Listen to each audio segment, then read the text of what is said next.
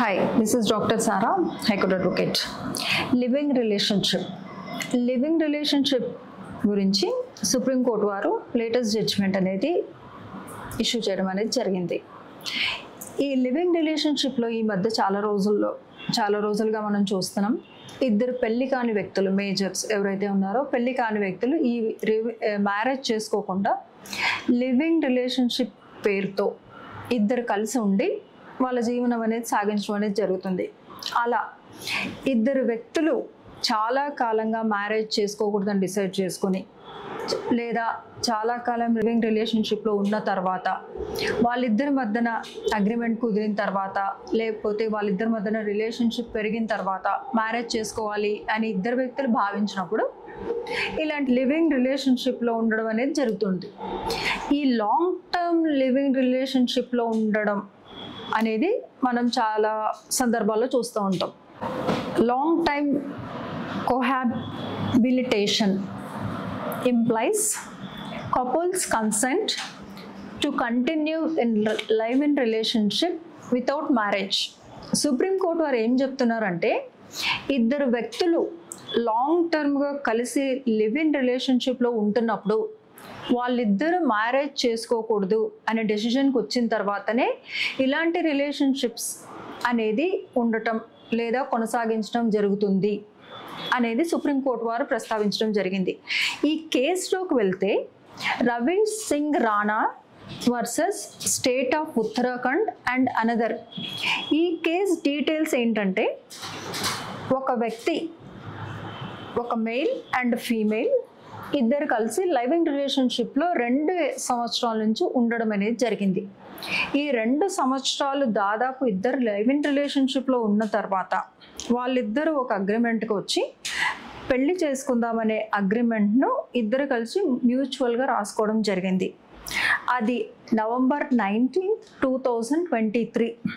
ఈ అగ్రిమెంట్ రాసుకున్న తర్వాత ఆ లేడీ ఎవరైతే ఉన్నారో, ఉమెన్ ఎవరైతే ఉన్నారో, ఆమె పోలీస్ స్టేషన్కి వెళ్ళి ఈ లివింగ్ రిలేషన్షిప్లో ఉన్న ఆ వ్యక్తి మీద 23 November 2023 ఒక ఎఫ్ఐఆర్ చేయడం జరిగింది.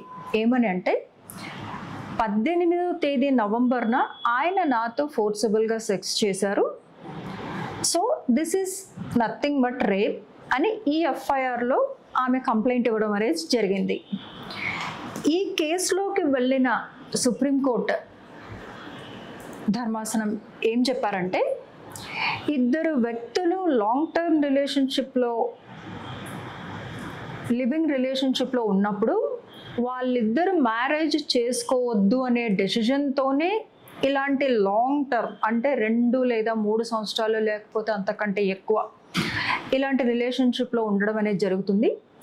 ఒక్కసారి లాంగ్ టర్మ్ రిలేషన్షిప్లో ఉన్నప్పుడు మ్యారేజ్ అనే పదం ఉండొద్దు అనే ఉద్దేశంతోనే వీళ్ళు ఉంటున్నారు. కాబట్టి మ్యారేజ్ చేసుకుంటాను అని నమ్మించి ఇందులో సెక్స్ చేయడం అనేది జరగదు, so this is not liable to rape అని సుప్రీంకోర్టు వారు ప్రస్తావించడం జరిగింది. లోయర్ హైకోర్టు, హైకోర్టు, ఉత్తరాఖండ్ హైకోర్టులో ఈయన ఈ ఎఫ్ఐఆర్ని సవాల్ చేస్తూ ఒక క్వాష్ పిటిషన్ని ఫైల్ చేసుకున్నప్పుడు ఉత్తరాఖండ్ హైకోర్టు వారు ఏం చెప్పారు అంటే, దో వాళ్ళిద్దరు లివింగ్ రిలేషన్షిప్లో ఉన్నా కూడా ఇలాంటి ఫోర్సబుల్ సెక్స్ కానీ పెళ్లి చేసుకుంటాననే ఉద్దేశంతో ఎదుటి మనిషిని అంటే ఒక ఉమెన్ని నమ్మించి సెక్స్ చేయడం ఈజ్ నథింగ్ బట్ రేప్ అని నిర్ధారించి ఆ క్వాష్ పిటిషన్ని కొట్టివేయడం జరిగింది.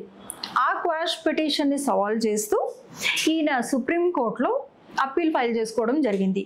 అప్పీల్ ఫైల్ చేసుకున్న తర్వాత సుప్రీంకోర్టు వారు ఈ ముందు చెప్పుకున్న విషయాలను ప్రస్తావిస్తూ ఆయన మీద ఉన్న క్వాష్ పిటిషన్ని అలౌ చేస్తూ, ఇలాంటి లాంగ్ టర్మ్ లివ్ ఇన్ రిలేషన్షిప్లో ఉన్న సందర్భాల్లో మ్యారేజ్ అనే ప్రస్తావన ఉండదు కాబట్టి మ్యారేజ్ పెళ్లి చేసుకుంటానని నమ్మించి ఆపోజిట్ పర్సన్ మీద సెక్స్ చేయడం ఉండదు, ఫోర్సబుల్ సెక్స్ అనేది ఉండదు, ఇద్దరు సమ్మతంతోనే లివింగ్ రిలేషన్షిప్లో ఉంటున్నారు కాబట్టి ఈ కేసు చెల్లదు అని ఉత్తరాఖండ్ హైకోర్టు వారు ఇచ్చిన జడ్జిమెంట్ని రివర్స్ చేస్తూ ఈ క్వాష్ పిటిషన్ని అలౌ చేస్తూ అక్యూజ్డ్ ఎవరైతే ఉన్నారో ఆయన్ని అక్విట్ చేయడం అనేది ఈ కేసులో జరిగింది. అంటే ఆయన మీద ఎఫ్ఐఆర్ని తొలగించడం అనేది ఈ కేసులో జరిగింది.